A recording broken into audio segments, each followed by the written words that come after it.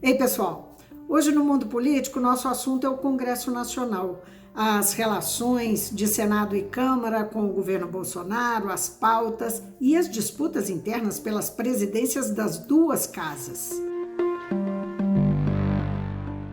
Eu vou conversar com a cientista política Luciana Santana. Ela é professora da Universidade Federal de Alagoas, doutora pela Universidade Federal da UFMG e vice-diretora da Regional Nordeste da Associação Brasileira de Ciência Política.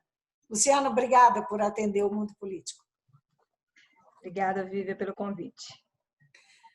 O Congresso obedece aí há quase 5 meses o isolamento social, o que naturalmente interfere nos trabalhos do Legislativo, na pauta, não é? Nas prioridades. Como é que tem sido o manejo pelas presidências, pelo comando das casas, em relação a isso? Em que medida atende os interesses do Executivo? Vamos começar por essa.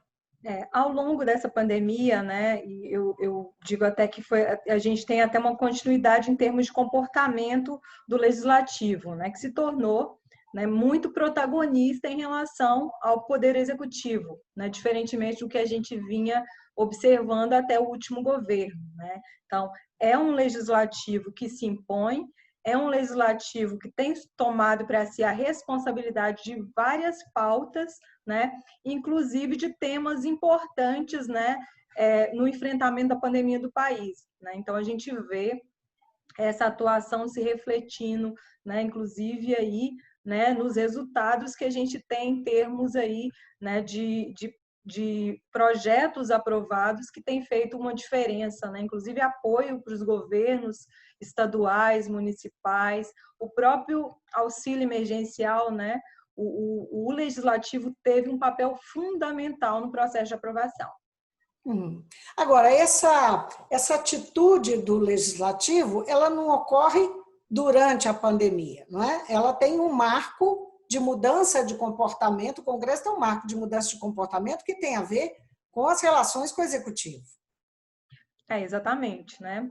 A partir do momento, né, que o governo decide, né, mudar o entendimento daquilo que era a praxe, né, nas relações entre executivo e legislativo, ou seja, um padrão de negociação, de composição de governos, considerando apoio legislativo, né, você acaba alterando a forma como o legislativo também olha para o próprio executivo, né? Isso aconteceu.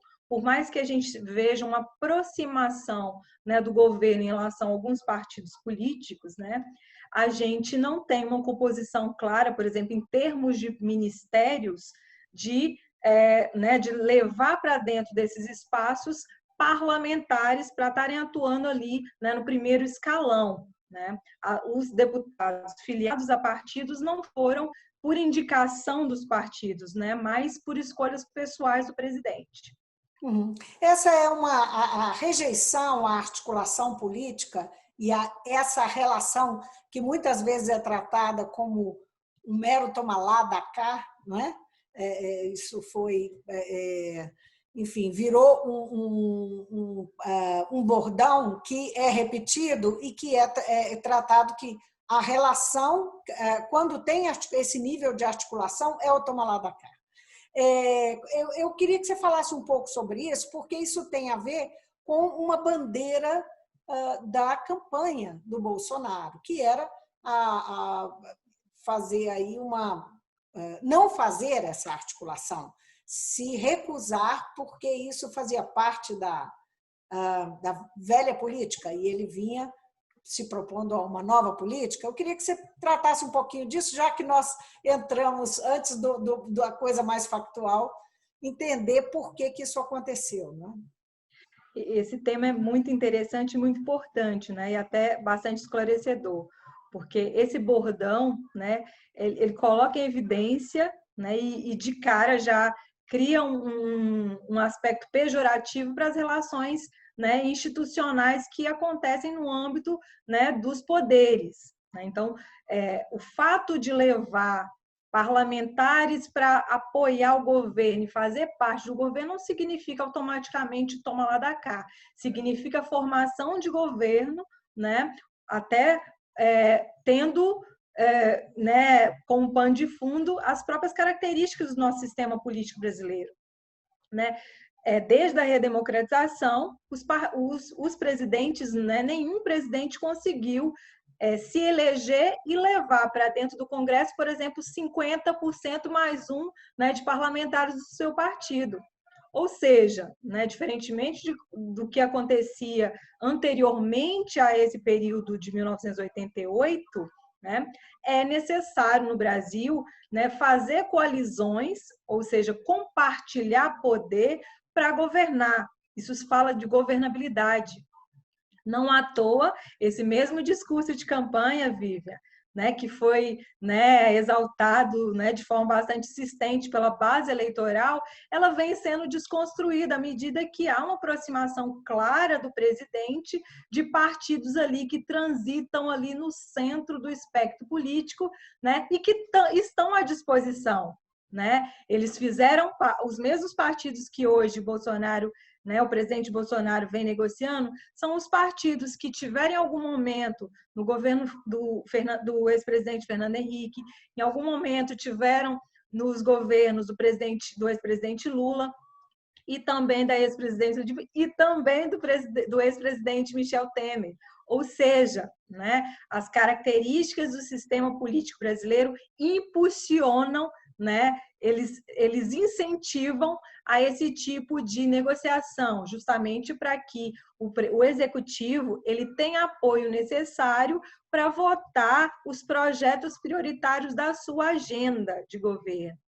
Então, como a gente viu aí essa aproximação, essa busca no momento de fragilidade, eu quero depois esmiuçar um pouco essa questão do chamado Centrão, não é, que reúne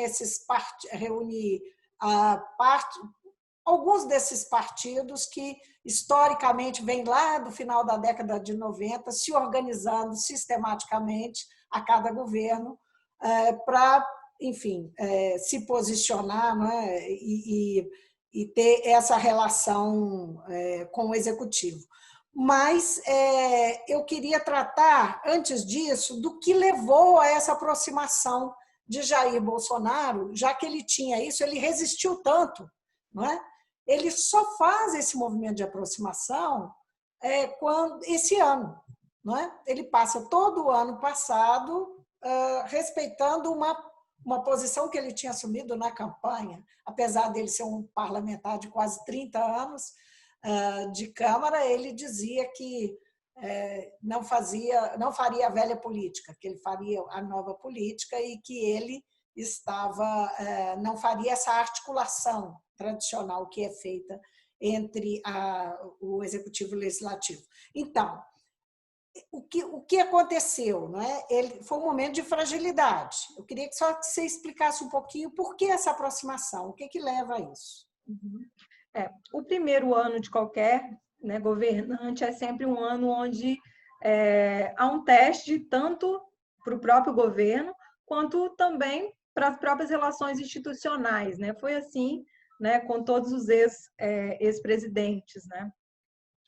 E, né, com relação ao presidente Bolsonaro, ele conseguiu, né, encontrar alguns aspectos, né, alguns elementos chaves da agenda do legislativo e da própria agenda do executivo que fizeram, por exemplo, que ele tivesse alguns êxitos. Né? A pauta econômica, ela é muito, né, bastante, ela é bem digerida pela a atual composição do Congresso. Né? O diálogo ali no primeiro ano, né, de mandato com Paulo Guedes, especialmente, foi muito afinada. Né? E isso mostra porque ali não houve muitos embates tão evidentes, né, que pudessem mostrar as fragilidades do governo. Durante a pandemia, né, que a gente já começa ali no início, né, já em fevereiro a gente já começa a ter as primeiras movimentações, né? Eu acho que talvez o marco aí da fragilidade do presidente tenha sido o mês de março. Inclusive aquele pronunciamento dele né, no dia 24 de março, se eu não estou equivocada, 23 ou 24 de março, né, mostrou claramente que o governo, né, ele estava desencontrado, não tinha condições, na verdade, ou não queria, né, acreditar que estava diante de uma crise, né, que iria sim abater sobre o país, como abateu todo mundo, e queria justamente bater de frente com o quê? Com a pauta mais importante do governo e de maior sustentação, né, que é a econômica. Todo o discurso do Paulo Guedes, de privatização, né, de mudança de várias pautas, simplesmente se viu, né, desassistido, né? O governo tinha que ir numa posição totalmente contrária. Era mais do que necessário, a partir daquele momento, que o Estado brasileiro, né, se colocasse como protetor dos cidadãos, né? Questões de saúde e também questões econômicas. Tudo aquilo que o discurso do Paulo Guedes vinha, né, numa outra direção, né? Então, essa fragilidade fica evidente, a popularidade dele é colocada à prova, né? Quando começa a sentir ali, né, a popularidade dele baixando, né? E aí ele precisou buscar também alternativas aí, e eu acho que, claro, vários aconselhamentos políticos fizeram parte na formação dessa, né, dessa nova mudança de comportamento do Bolsonaro, essa aproximação com partidos do centro, né, fizeram a diferença. Tanto que a gente olha hoje para o Bolsonaro, né, quando a gente compara o Bolsonaro de março e o Bolsonaro de agosto, a gente tem um outro Bolsonaro. Um Bolsonaro que né, durante a pandemia teve que se reinventar várias vezes, né, apesar de ainda se manter com um discurso muito negacionista, né, ainda de certo embate com governadores, né, com alguns prefeitos, ele teve que ele teve que recuar um pouco. Se não houve um recuo completamente, houve ele botou um freio nas posições que ele vinha assumindo, né, publicamente. Exatamente, eu acho que tem vários elementos que explicam também essa mudança de comportamento. Um deles, como eu mencionei, foram a própria avaliação, né, de popularidade. A gente também viu também um aumento, né, do protagonismo do legislativo, isso pesa, né, ou seja, a gente tem um ano eleitoral, daqui a pouco a gente tem mudança na presidência das casas, né, e quer queira ou quer não, todo político tem uma ambição, né, quer ganhar poder ou quer se manter no poder. Não é diferente com o presidente, né? Ele já está olhando para 2022, né? Então é importante. E as pesquisas, né?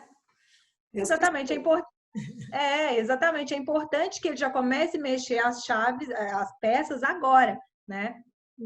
Agora, há de fato 50 pedidos de impeachment que o presidente da Câmara, Rodrigo Maia, tem lá estocados na presidência da República, na presidência da Câmara, aguardando que possa ser eventualmente acolhido, né?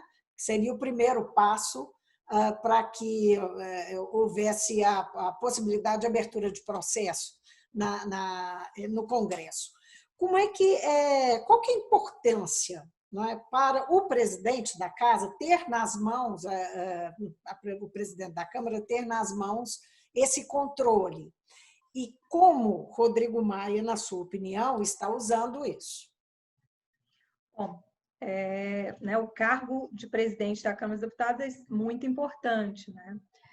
Primeiro, né, que ele tem domínio sobre a agenda legislativa, ou seja, né, é ele que define aquilo que realmente vai ser né, apreciado, vai também definir prazos, né, ou seja, ele vai também dar uma certa urgência quando necessário e vai dar o recuo também quando achar que é importante, né? O Rodrigo Maia acumulou aí né, ele já está acumulando, já é o terceiro mandato dele consecutivo, um tampão, depois ele teve, né, completou a segunda legislatura do mandato anterior e conseguiu se reeleger agora, né? apesar dele não ter a possibilidade de se reeleger, o fato dele tentar, de alguma maneira, também conseguir colocar um aliado ali, é também uma maneira dele conseguir também conduzir esse protagonismo do Legislativo por mais 2 anos.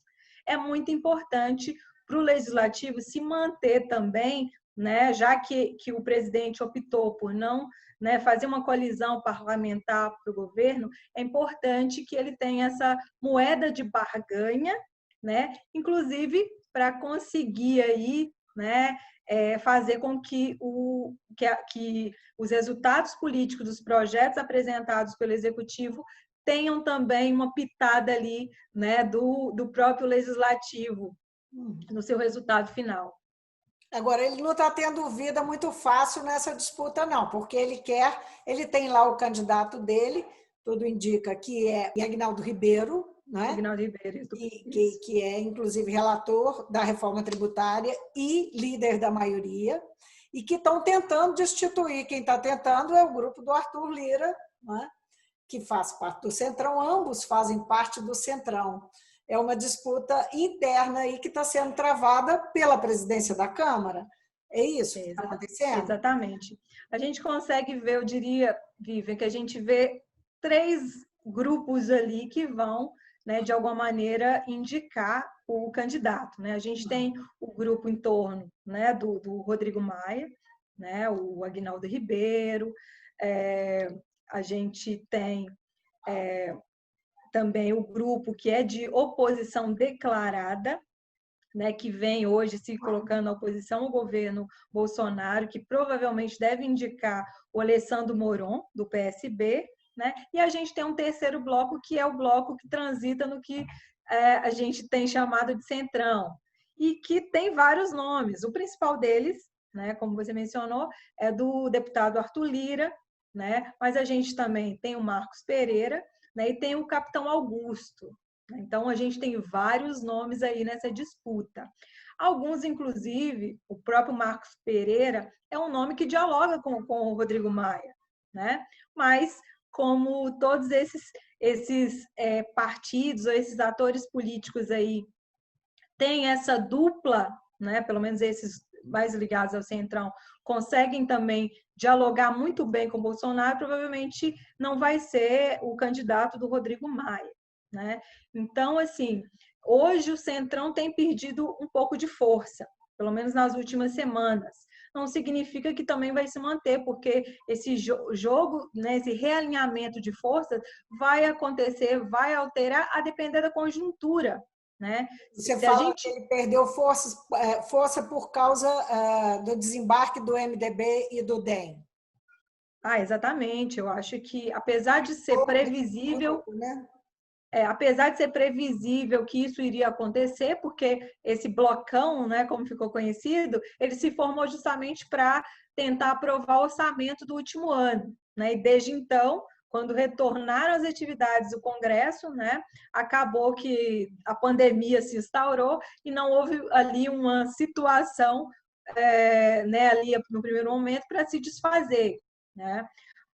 Se desfez no meio da pandemia, né, justamente no momento crucial de mostrar para o presidente Bolsonaro que, né, não havia essa força tão grande que ele acreditava que estava se formando ali pela proximidade com o deputado Arthur Lira. Né? Então, isso é muito forte para mostrar para Bolsonaro, olha, tá, você tem apoio, mas esse apoio não é suficiente para você eleger o presidente ou para você também aprovar determinados temas, né? Especialmente PECs que dependem de uma maioria, né, qualificada de deputados ali para fazer, né, essa apreciação.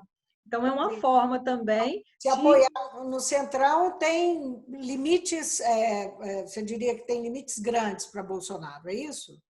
Tem. Vive, é muito importante a gente sinalizar que, assim, hoje esses partidos aí do Centrão estão com Bolsonaro. Mas da mesma forma que eles embarcam no governo, eles podem desembarcar.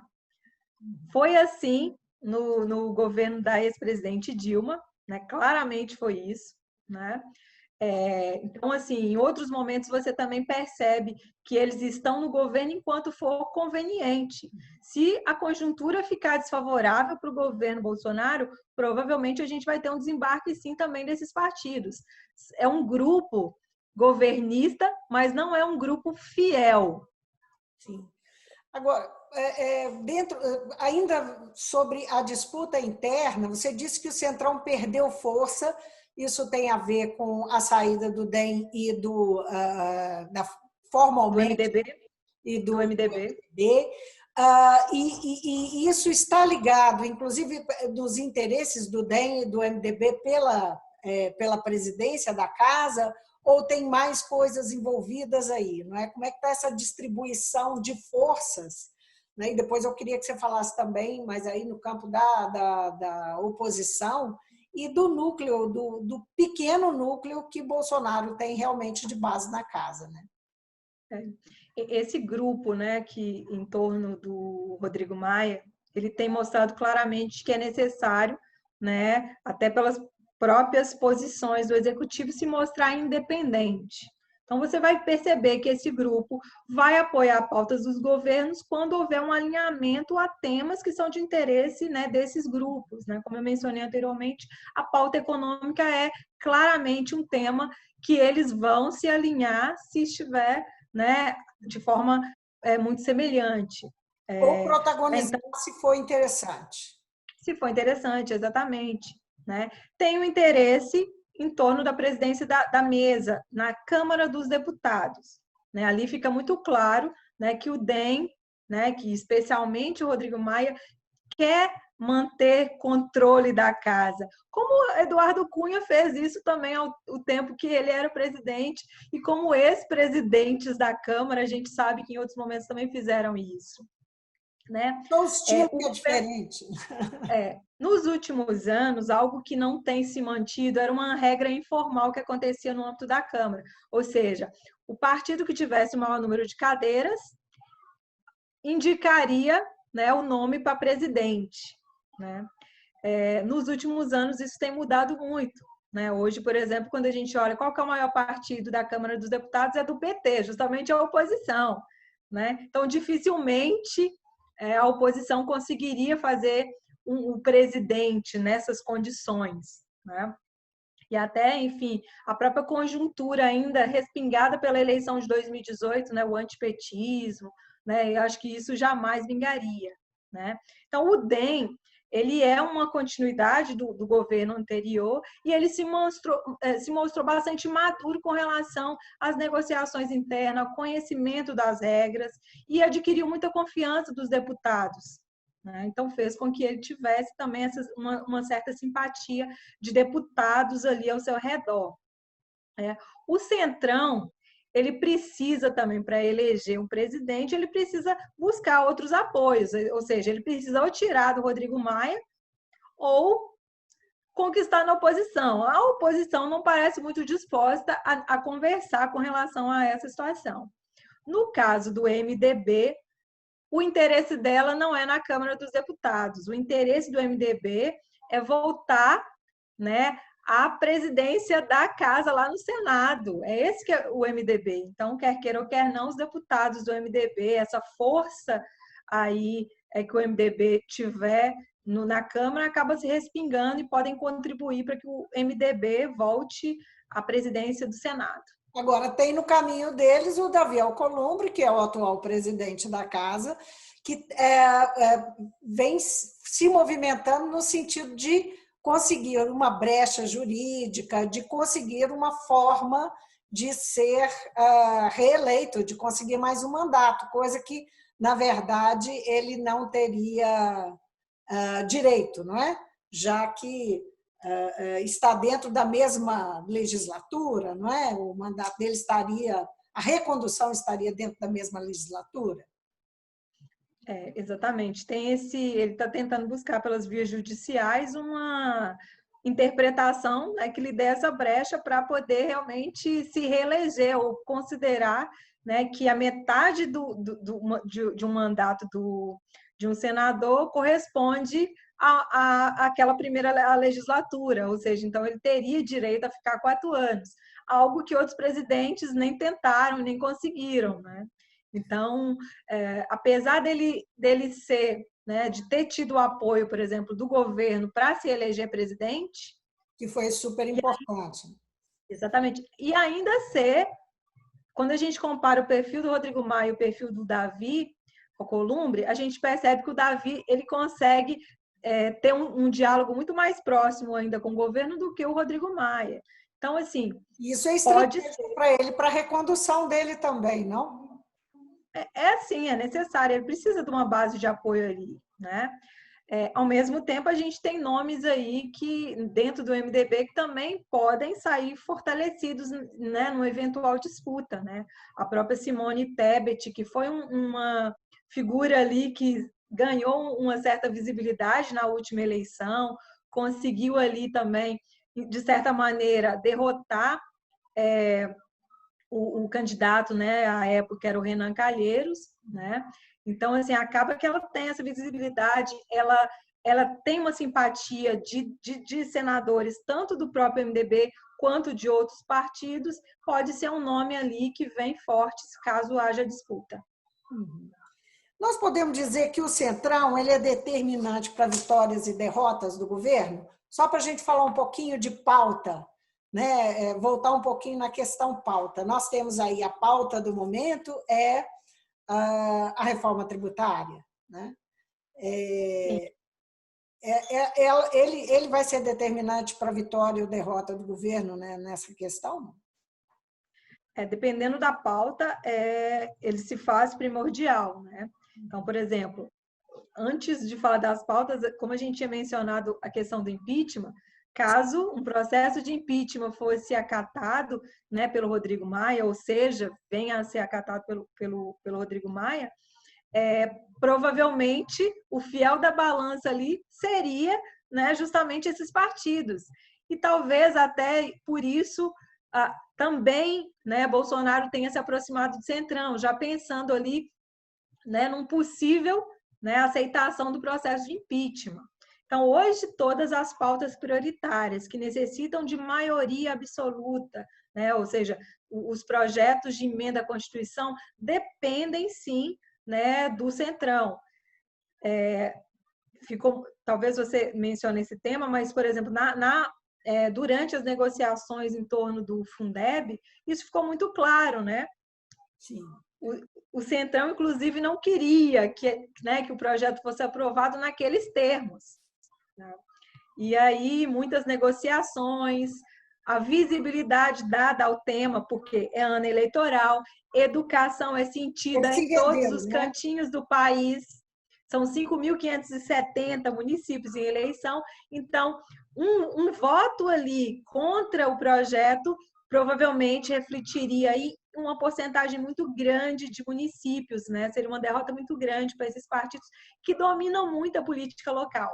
E aí eles deixaram que o presidente fosse derrotado, o governo Bolsonaro fosse derrotado. Eu também, assim como você, eu considero que o governo foi derrotado, apesar dele não fazer... Não admitir. Exatamente. A forma como foi conduzida até a véspera da votação deixa a gente acreditar que foi uma derrota. Né? Agora, falando sobre oposição, o quanto a oposição, você disse, né, lembrou o PT, o maior partido da Câmara, mas, de fato, a oposição, você falou também que o Centrão é o fiel da balança, que lugar tem, que papel tem a oposição, apesar de, especialmente o PT, que é o maior partido da casa? Que papel está exercendo, de fato, ele e os partidos de esquerda, de centro-esquerda? Hoje, os partidos da oposição eles têm tido também um papel bastante protagonista, né? Especialmente aqueles que têm maior trânsito, inclusive, né, com o próprio judiciário. Né? A gente já viu aí várias pautas que estão sendo judicializadas em torno, por exemplo, dos vetos, né? Que é um tema muito interessante da gente mencionar também. Né? Mas a oposição tem se aproveitado desses percalços aí ao longo da pandemia, especialmente, para fragilizar, ou pelo menos para atacar de alguma maneira o executivo, né? E ele tem sido exitoso em várias questões, né? Assim como o Centrão, se você hoje não conta com os partidos de oposição para votar determinados projetos, né, também o governo pode sofrer também alguma derrota, né? Com relação às PECs, para mim fica muito claro que a oposição acaba ali, no final das contas, também sendo né, uma variável chave nas negociações. Por conta do número de votos necessários, né? Aquela pauta, um número de quórum mais qualificado, né? De votação mais qualificada. Acaba que precisa da oposição, é isso? Sim, eu acho que a oposição sim tem esse papel, mas também tem o papel de dar visibilidade a vários atos que são problemáticos em termos do governo. Em relação, por exemplo, àquela reunião que a gente teve publicizada, né? Quando a gente... 22 de abril. O famoso 22 de abril, né? A descoberta do Brasil não pode ser substituída aí por aquela reunião, não? Exatamente. A oposição contribuiu para que a gente tivesse maior visibilidade, né? Né? Com relação a crimes ambientais, a oposição tem feito muito papel bastante insistente de dar visibilidade. Hoje, com relação, por exemplo, às populações vulneráveis nas populações tradicionais, que acabaram aí sendo prejudicadas com vetos do presidente a projetos importantes que foram aprovados. Então, a oposição, ela tem também contribuído um pouco, né, sido um pouco o freio, né, de temas importantes das populações em uma situação mais vulnerável. Luciana, nosso tempo acabou. Eu queria só te pedir para você dizer de forma bem sucinta como é que você define o perfil e a atuação do Congresso hoje, nesse início de segundo semestre, né, legislativo. Como é que é esse perfil e essa atuação? De forma bem sucinta. É um ano eleitoral, né, Vivi? Eu acho que é bom a gente sinalizar. Então, o esperado era que, por exemplo, a partir do mês de julho, a gente já tivesse um congresso mais esvaziado, né, com pautas mais assim, importantes fora da agenda legislativa. Só que, até por causa das condições, das mudanças aí com relação aos prazos, né, eleitorais, a gente tem visto não, a gente tem visto um Congresso bastante atuante, mesmo, né, de forma remota, que tem aí levado à frente vários projetos, né, a reforma tributária, por exemplo, o Rodrigo Maia garante que até o final do ano vota. Apesar vamos ver se ele vai... exatamente, vamos ver se ele vai conseguir realmente canalizar aí, né, esses apoios para que seja efetivamente votado e qual reforma, né, vai adiante, porque a gente tem 3 projetos de reforma aí paralelos, tem o do governo e mais 2, né, da Câmara. Tem provavelmente a gente também vai ver de discussão de reforma de décadas, né? Exatamente. Não, mas provavelmente a gente vai ver também nesse processo de apreciação outro aspecto de protagonismo muito forte do legislativo, que com certeza a gente vai ver muito mais a cara legislativa no resultado final, caso venha a ser aprovado esse ano, do que efetivamente aquele que o governo gostaria que fosse aprovado. E tem outros temas, né, que vão vir para o debate, a própria manutenção de auxílio emergencial por mais tempo, né, ou efetivamente a aprovação, né, de uma renda mínima. Tem vários temas aí que, diferentemente, se a gente tivesse um ano eleitoral sem pandemia, a gente provavelmente não teria um segundo semestre mais agitado, diferentemente do que a gente tem visto. Luciana, muito obrigada por atender o Mundo Político. Boa conversa. Obrigada mesmo. Eu que agradeço o convite. Estou sempre à disposição. Um abraço.